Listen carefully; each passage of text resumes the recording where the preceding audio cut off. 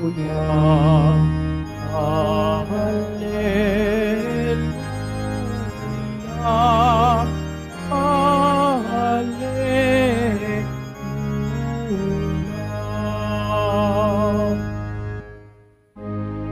Anak ng tao'y dumating upang sarili ihain,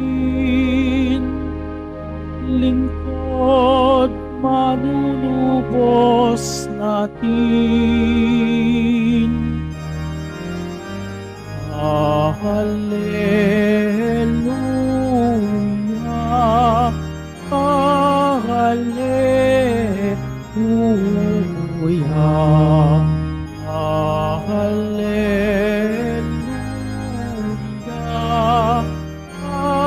hallelujah.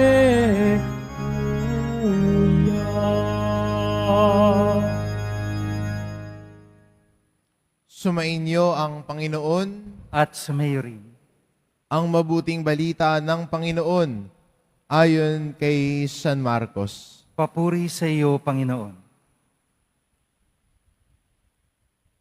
Noong panahong iyon, lumapit kay Jesus sina Santiago at Juan na mga anak ni Zebedeo at ang sabi, "Guro, may hihilingin po sana kami sa inyo."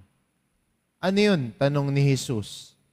Sumagot sila, "Sana'y makaupo kami katabi ninyo sa inyong kaharian, isa sa kanan at isa sa kaliwa. Hindi ninyo nalalaman ang inyong hinihingi." Sabi ni Jesus sa kanila, "Bababata ba ninyo ang hirap na babatahin ko? Pagpapabinyag ba kayo sa binyag na daranasin ko?" "Opo," tugon nila. Sinabi ni Jesus, "Ang hirap na babatahin ko'y babatahin nga ninyo, at kayo'y bibinyagan sa binyag na daranasin ko. Ngunit wala sa akin ang magpapasya kung sino ang mauupo sa aking kanan at sa aking kaliwa. Ang mga luklukang sinasabi ninyo'y para sa mga pinagandaan." Nang marinig ito ng 10 alagad, nagalit sila sa magkapatid, kaya't pinalapit sila ni Jesus at sinabi, "Alam ninyo na ang mga itinuturing na pinuno ng mga hintil ay siyang pinapanginoon, at ang mga dinadakila ay siyang nasusunod. Ngunit hindi ganyan ang dapat umiral sa inyo. Sa halip, ang sino man sa inyo na ibig maging dakila ay dapat maging lingkod, at sino mang ibig maging pinuno ay dapat maging alipin ng lahat. Sapagkat ang Anak ng Tao ay naparito, hindi upang paglingkuran, kundi upang maglingkod at ibigay ang kanyang buhay sa ikatutubos ng lahat." Ang mabuting balita ng Panginoon. Pinupuri ka namin, Panginoong Jesucristo. Magsiupo muna po ang lahat.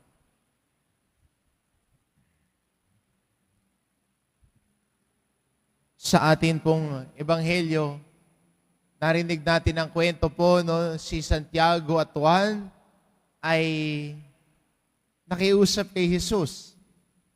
Kung isa sa kanila ay makaupo sa kanan at isa sa kaliwa sa kaharian ng Diyos. Ang kanilang iniisip ay magkaroon sila ng posisyon, magkaroon ng kapangyarihan. Pero sa pagkakataon ding ito, ginamit din ni Jesus ito para turuan ng kanyang mga alagad kung anong ibig sabihin talaga ng kadakilaan sa kaharian ng Diyos. Hindi yung ikaw ang pinaka-close kay ganito. Minsan iniisip ng iba, ay, close kay Father yan, siguro may dating yan. Close kay ganito yan, ay makapangyarihan yan. Pero magandang paalala sa atin na ang pagiging dakila sa kaharian ng Diyos ay hindi sa pagiging close kay, kundi ang pagiging dakila sa kaharian ng Diyos ay ang pagiging lingkod ng lahat.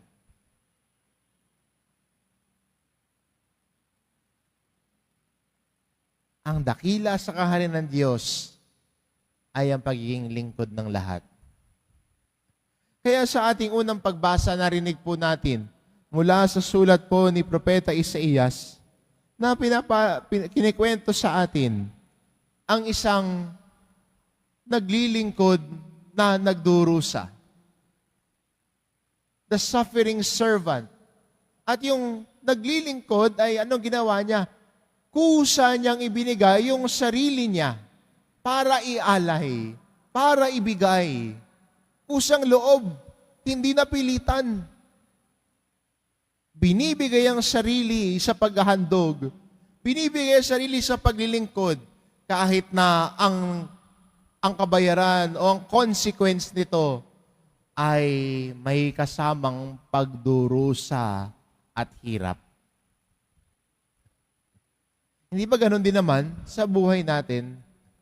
Ang taong binibigay ang sarili sa paglilingkod para sa pamilya, para sa mga mahal sa buhay. Siguro yung tao nagbibigay ng sarili para mabigyan ng magandang kinabukasan ng kanyang pamilya.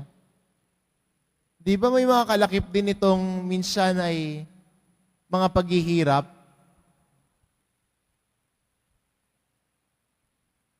Sa pagbibigay mo ng sarili para matupad ang pangarap mo, mag-aaral ka na mabuti, magsisikap ka.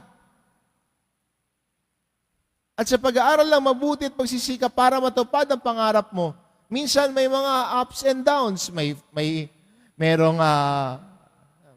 victories, meron ding failures. Pero sa kabila ding ito, nagpapatuloy ka. Sa kabila minsan ng hirap, nagpapatuloy ka.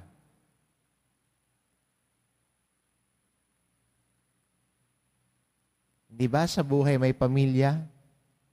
Hindi naman araw-araw madali. Hindi naman araw-araw parang dumaan lang ang araw. May mga panahon na hahamunin ka. May mga panahon na medyo mabigat. Kahit din naman sa buhay pamilya, di ba? May mga araw din na okay kayo. May araw na nagtatalo-talo kayo. Minsan hindi nagkakasundo. Nagkakaroon ng tampuhan ng konti.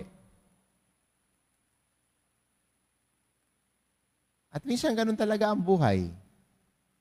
It's a series of ups and downs, of failures and learnings and winnings. Dahil tayo ay naglilingkod. Ang pinagbibigyan mo ng sarili mo, yung katuparan ng pangarap mo. May mga gabi ka talaga hindi makatutulog. May mga gabing mapupuyat ka sa kakaaral at paggawa ng requirements para matupad mo pangarap mo. May mga panahon na yayakap ka ng sakripisyo para mabigyan ng magandang kinabukasan ng pamilya mo. Hindi ba paglilingkod din naman yon? Niyayakap mo yung hirap, niyayakap mo minsan yung mga sacrifices dahil may pinag-aalayan at pinaglilingkuran ka. At ganoon ang pinakadakila sa kaharian ng Diyos. Hindi ko sino yung pinaka-close kay ganito, hindi sino yung pinakamalakas ko kay ganito, hindi yung may kakilala kasi siya na ganyan,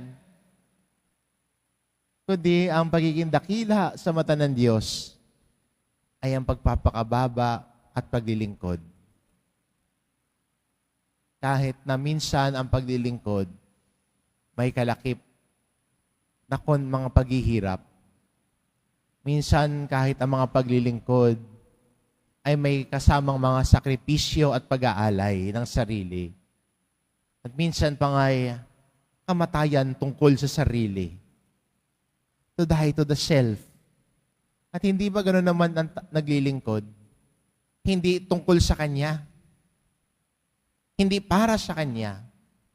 Kaya ang namamatay sa isang tao naglilingkod, yung pagiging makasarili niya at pag-iisip ng sarili. Ang iniisip niya, yung iba. Paano ako maglilingkod? Paano ako magbibigay? Kahit minsan, hindi madali. Kahit minsan may struggles. Kahit minsan, may sacrifices. Kaya, magandang paalala at imbitasyon sa atin ito bilang mga Kristiyano ngayon. Ang iniisip natin ang kadakilaan, pagiging sikat, pagiging may kakilalang sikat, o pagiging may kakilala na may posisyon o pagkakaroon ng posisyon. Pero sa mata ng Diyos at sa kanan ng Diyos, hindi ganyan. Ang tinuturo ni Jesus Nazareno sa atin, kung gusto mo maging dakila sa kakaharian ng Diyos, magpakababa at maglingkod sa lahat. Kahit pag-aalay ng sarili, kahit paglimot sa sarili, dahil nag-aalay, nagbibigay, at pinaka-importante, nagmamahal. Kaya ka nag-aalay, kaya ka nagbibigay, dahil mahal mo ang Diyos. Kaya ka nag-aalay, kaya ka nagbibigay, dahil mahal mo ang pamilya mo. Di ba? Hindi mo naman susukin ang lahat kung di mo mahal ang pamilya mo, di ba?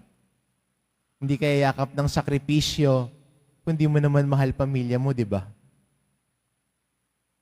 At para sa atin bilang Kristiyano, dahil sa tindi ng pagmamahal natin at tibusyon natin kay Jesus, tayo ay natututo sa kanyang turo at halimbawa ng pagpapakababa at pag-aalay ng sarili.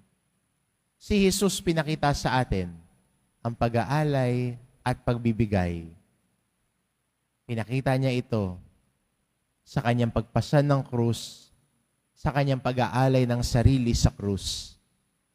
Binigay niya ang sarili niya sa paglilingkod para sa ating kaligtasan. Ngayon, ganito ang ginawa ni Jesus.